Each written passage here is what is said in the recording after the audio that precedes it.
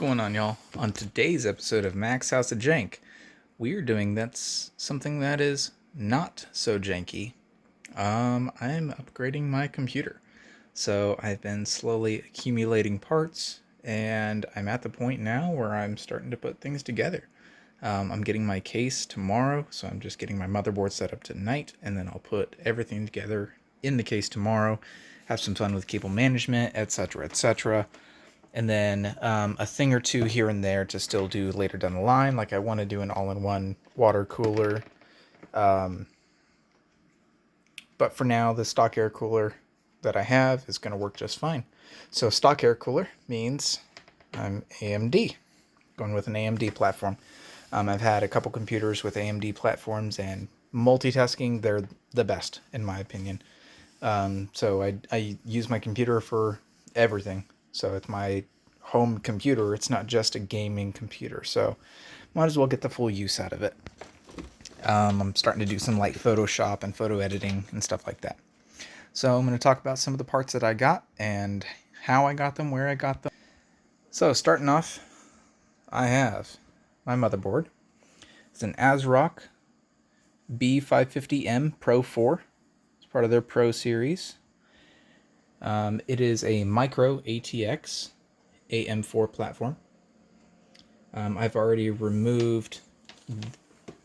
staged everything, so I've already removed the included air cooler brackets because I just need the back plate for the stock Wraith cooler that I'm going to be using for my wonderful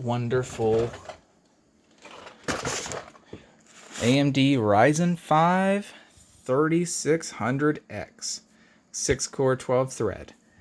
So this is going to be a huge jump from my current system. Right now I am on an FM2 Plus platform. I have an AMD A8 7600. So it's quite old. 16 gigs of, my old system is AMD A8 7600. 16 gigs of DDR3 at 1600 megahertz. Oh, lightning fast. Oh. I have the only piece that's going to be maintained from the old system to the new system, at least for the current time, is my graphics card, which is a Radeon RX 570 XFX Black Edition, which is an 8 gig DDR5 graphics card. It'll handle 1080p like a champ, but I don't know if I can do 4K or not. I don't have the peripherals to do 4K anyways, so 1080p is my best bet anyways. There's a no-name power supply in there. I have a PNY 500 gig SSD, SATA SSD. The motherboard that's in there does not have any M.2 keys. It's that old. And then I have, I don't know the brand of it, but there's a 2 terabyte hard disk drive at 5400 RPM. So it's a little slower. I'm probably going to upgrade and get another one of those. Get probably a 4 terabyte drive from now on. Since I'm going to be doing a lot more photos, I'll have more photo editing, or more photos saved, more room on my computer to do so. But for now, 2 terabytes is fine. The speeds are okay. We'll see how it does with the new system, because I don't know how it's going to do. So, back to the current system.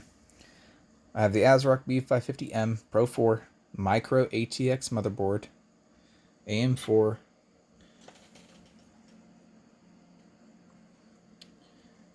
massive aluminum alloy heatsink.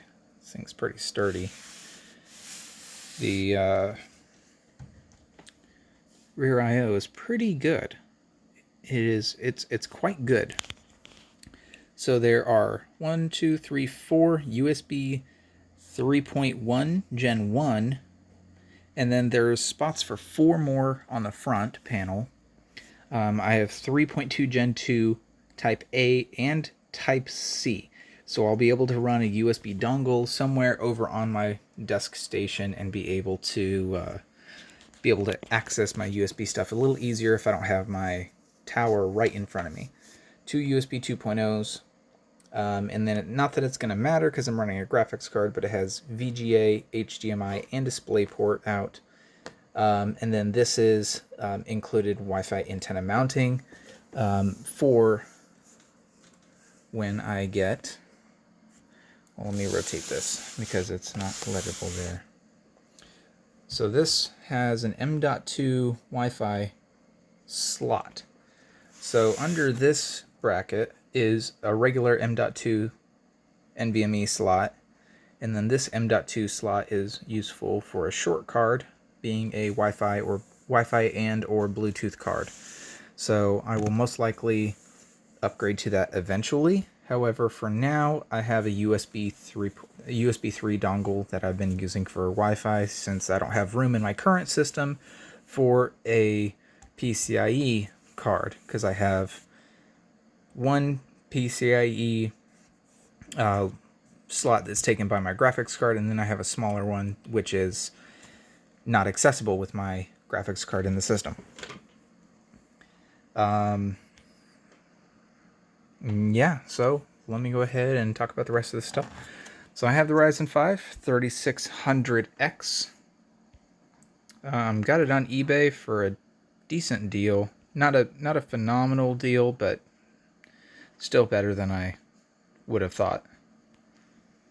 Oh, nope, I don't want to zoom in. Sorry about that. So Ryzen 5 3600X. I'm going to be rocking the factory Wraith stealth cooler.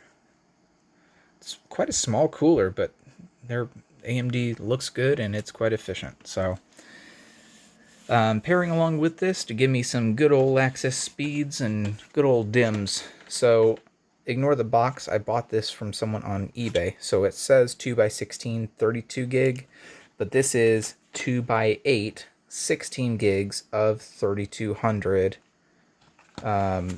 Vengeance Pro or Vengeance RGB Pro. Corsair Vengeance RGB Pro. And it is 2x8 16 at 3200 megahertz. It is hard to focus on these things. Yeah, take my word for it. It's 3200. Power supply, since what I have in the old system is an awful 430 or 330 watt power supply. It's awful. It was a cheap pre-built system from eBay, and it was some guy buying or making systems and selling them. So my power supply is, and it's upside down, but standby one. Whoa. I have it plugged in as a ground right now, so every time I touch a component, before I touch it, I've been touching this as it's on. It is a Corsair semi-modular C650M. So I have all the cables plugged in right now just so I don't lose them, but I know I'm not going to be managing those outside of the case. So they're all black cables, which should help a little bit. I do plan on doing extensions eventually, but I'm not in a hurry to do that as long as I can get the thing functioning. My case, I have on the way the Cooler Master TD500 mesh, which, let me pull up a picture in just a second. So this is the Cooler Master TD500 mesh that I purchased from Amazon. It has poly mesh, or polyagonal mesh, triple ARGB, addressable RGB fans, which is great. It does have a magnetic dust filter on top, and it does support radiator mount support on top. The only thing that I'm not 100% sold on is the detail or the graphic in the tempered glass, but I think I'll be able to work past that. I'll roll with it. It looks like it has decent space. So you can see here radiator support. On the top, it can have a 120, a 240, or a 360. This is a mid-tower. This is a mid-tower. And I can have a 360 in the front and a 360 on the top. That's pretty crazy for a mid-tower. So, yeah. It is a black case. This is the one that I'm getting. So I'm just waiting for it to arrive. It should be here sometime tomorrow. And I'm excited to build from there. I thought about going with the white, but everything else in the system is going to be black or black-red. So I'm kind of leaning towards a black-red theme. So I'll go ahead and start putting some stuff together here. So for the processor, open the control arm over the table. Usually leave it on the table so I can do it with one hand and I won't drop it. I'm going to pick up my beautiful, beautiful processor. And so on the bottom left corner, there is a little golden arrow, and it's hard to focus on it. However, you can still see it. Little dot is what it looks like. And then we go to our socket, and we find the corner that has a matching dot. So top left, nope, nope, nope. I don't think you can see. Oh, you might be able to. Maybe. So if you look right in the center, there's a little darker spot. It's kind of hard to see, but that is the corresponding point. So I'm going to gently place this on top of the socket. Just line it up. And I'm not going to force it at all. I just let it go. And it goes into place. And then shadunk. Processor is mounted. Next is our random access memory DIMMs. So, being a dual channel system, I want to put these in a certain position. Okay, I already have this staged of where I'm going to place these. However, if you're unsure, you can look. If you're unsure about where the DIMMs go, you can see there are 4 different spots. On some motherboards, mine does, it has the channel listings. So it has DDR4. Let me get my small screwdriver. DDR4, Alpha 1, Alpha 2, Bravo 1, Bravo 2. So A1, channel A, channel B. A1 and B1 are the slots that I'm going to go for, so I can have dual channel memory. So A1, the first one. B1, the third one. So again, just clarifying, channel A is slots 1 and 2, channel B is 3 and 4, even though it says B1, B2. Okay, so channel A1 and B1, those are the slots that I'm going to use. So I'm going to take my RAM. I'm going to pick it up. You can see one end of the fins is longer than the other. One side of the socket is longer than the other. You take it and you make sure that it matches up. So I'm going to lay it on its side with being careful not to touch it. And that matches. And we can flip it just so you can see what it would look like. So the center pin does not match. Okay? Easy peasy. Easy peasy. So one side of my RAM opens, the other does not. So this side does not open, this side opens. So I'm going to primarily angle it this way, not fully. Gotta get it in the slot first.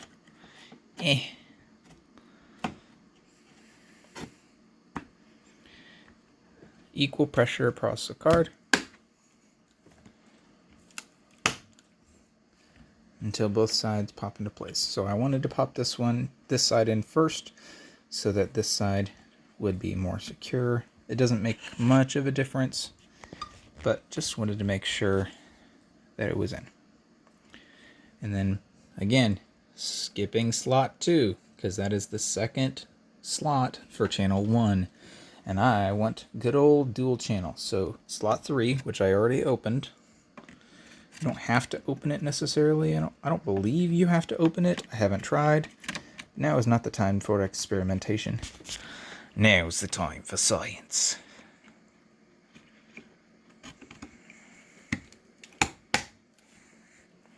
And ta-dow! Both are symmetrical, both are matched. Both are in the slats. So I'm going to now open my thermal paste. Oh, by the way, I think I already said it, but I already removed the attached fan brackets, and I also moved my fan off of the heatsink. So I undid the screws for the fan and rotated it so that the logo is where I want it to be. So when I place it, the logo will be up when my motherboard is up instead of it being sideways the way it originally was. Easy fix for something cosmetic that I wanted it to be a certain way. So I'm going to gently rotate this around. I have this on my panel attached to my power supply, so I'm grounded again.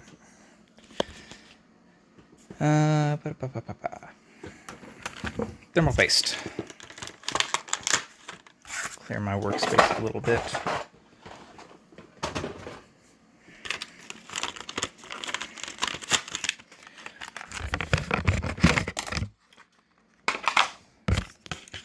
Oh, how kind of them. They even gave me a thermal paste applicator. Don't need that. You know what my thermal applicator looks like? It looks like that. I don't need that. Puh. Okay, and then just a little pea-sized drop. Come on, give me some mo. Give me some mo. Give me some mo.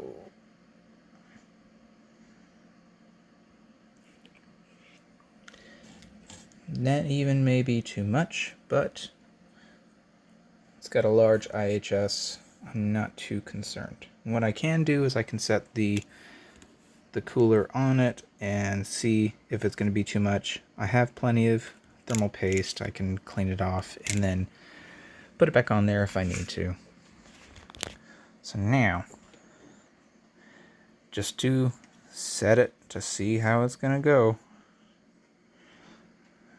Watching how I'm lining the screws.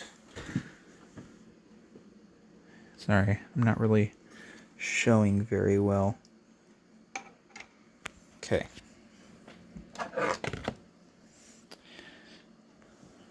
And then, you know what? I'm going to pull out my Phillips Head 1.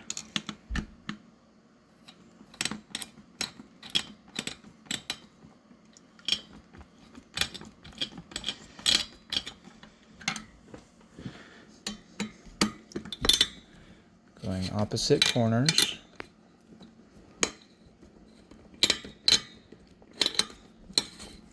Not going all the way tight.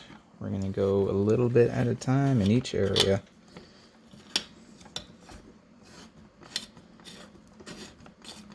And we'll see if this is even grabbing. Oh, it is. I feel that one grabbing. Oh, I need to back that one off.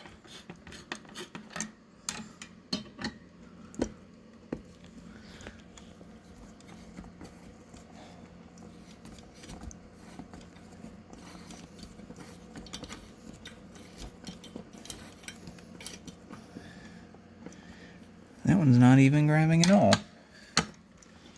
Let me back that one off and back this one off too. Frustrating.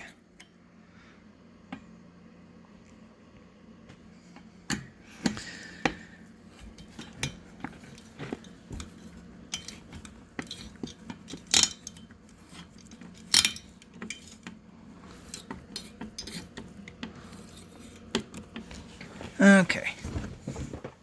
I believe I got all four. Okay, loosely.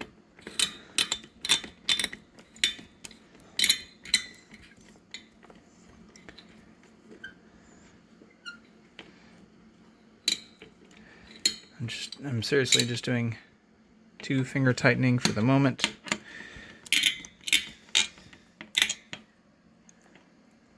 Two finger.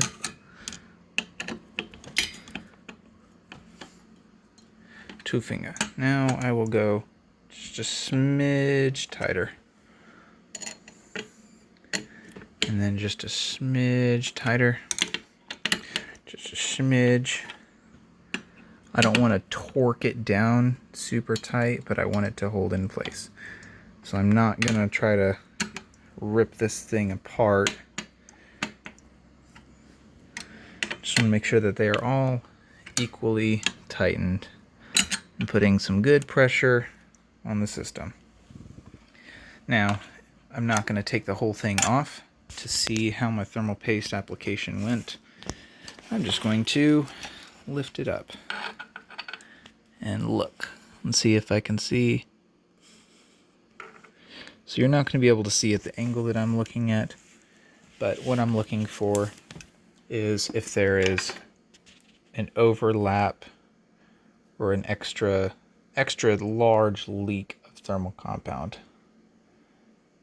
So I do see, you may be able to see in there,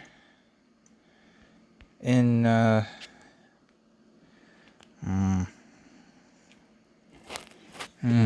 light, give me light.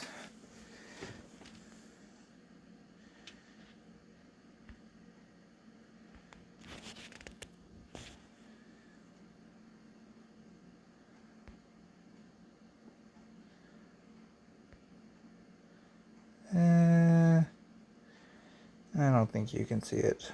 I can't see it in the camera. But I do have a little bit overlap on the IHS, but it is not overflowing down the sides. I feel like it's fine. I'm going to leave it as it is. So now, gosh, this thing is sexy.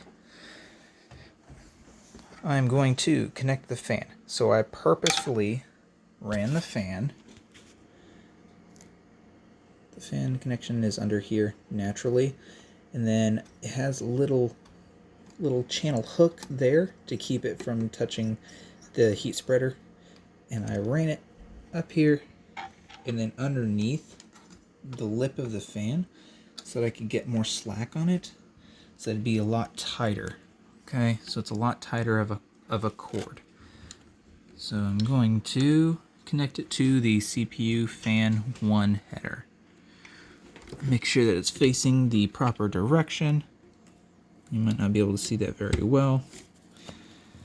Popped into place, nice and easy, secured in place. And then I'm just going to tuck this cable, what's left of it, down there.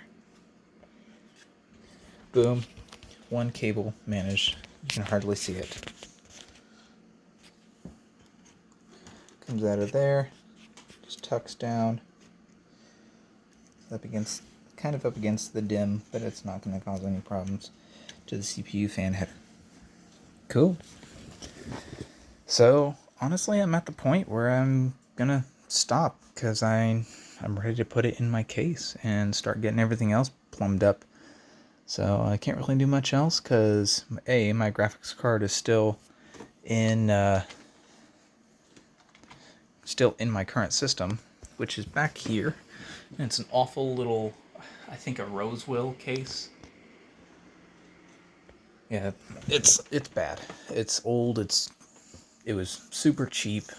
I'm at least doubling I'm doubling the price of the parts, and at least doubling the performance. So going from, I think it's a dual core processor. I'm not 100% sure I don't remember if it's a dual core or a quad core, but doubling the RAM speeds. I'm now booting from an SSD instead of the hard drive. So I'm in a game, like loaded into a siege game, by the time I would have been just booting in the other hard drive. So yeah, this is the setup so far. Real easy, real simple, not hard at all. The square goes in the square hole, the circle goes in the circle hole. Computer building is not difficult if you pay attention and watch what you're doing. So, yeah, this was fun. I will catch up with the next video.